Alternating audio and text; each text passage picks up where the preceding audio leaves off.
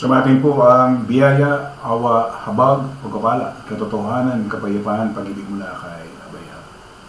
Isang magandang araw po sa bawat isa. TWC, expose those who contradict.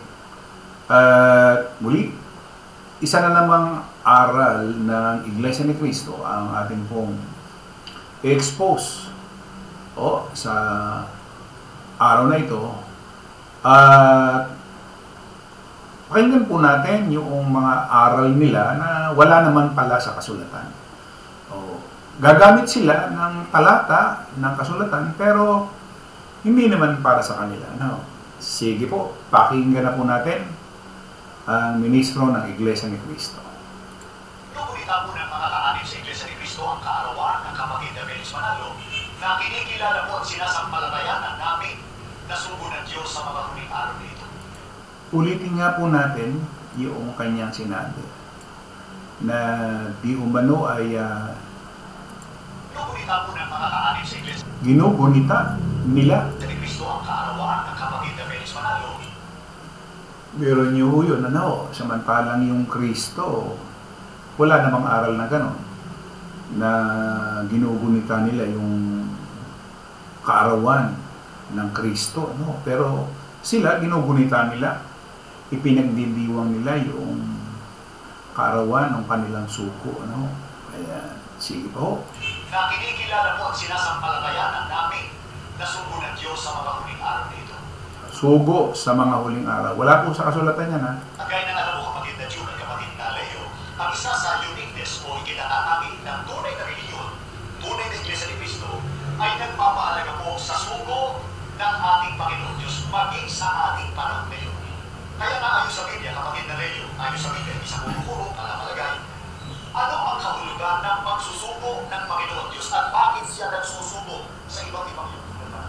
Basahin po natin ang nakasulat dito po sa ikalawang kronika sa 36 at 15. Yun pong babasahin nila ay pangalawang kronika. Tingnan po natin kung meron bang kinalalaman dito sa kanilang tinatalakay o aral. At ang Panginoon, ang Diyos ng kanilang mga magulang, nagsugo sa kanila sa pamamagitan ng kanyang mga sugo, na umamong maaga at nagsugo, sapagkat siya'y nagdalang haba sa kanyang bayan at sa kanyang tahanan na.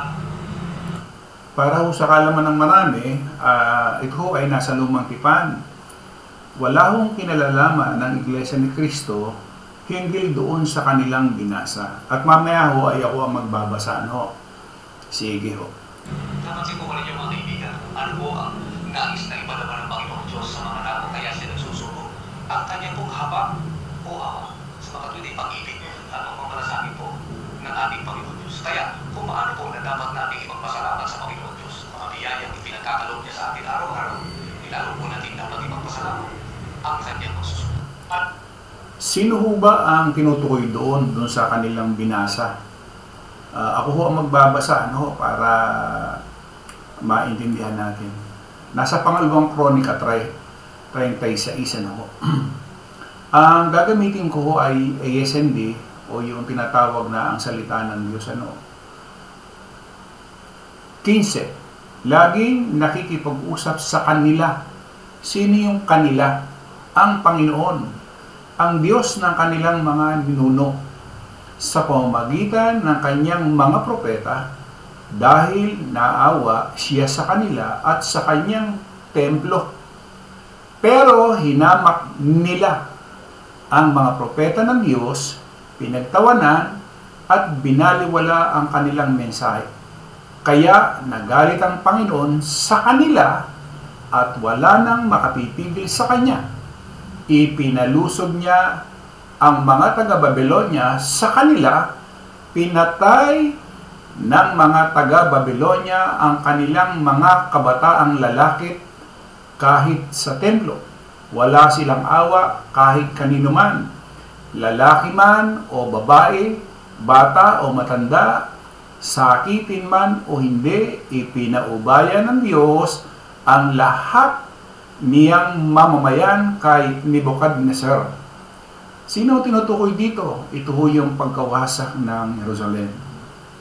Dinala ni Nebuchadnezzar sa Babylonia ang lahat ng kagamitan sa templo ng Diyos, maliliit at malalaki, at ang lahat ng kayamanan ng templo ng hari at ng kanyang mga opisyal.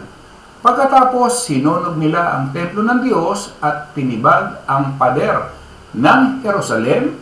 Sinunog din nila ang lahat ng matitibay na bahagi ng lungsod, giniba ang lahat ng mamahaling bagay, dinalang bihag ni Nebuchadnezzar sa Babylonia ang mga Israelita na hindi namatay, at ang mga ito'y naging alipin niya at ang kanyang mga anak hanggang sa naging makapangyarihan ang kaharian ng Persya.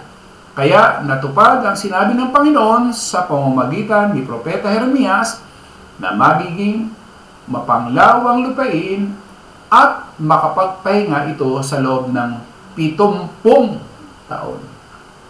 Maliwanag po hindi ho tumutukoy yan sa Iglesia ni Cristo.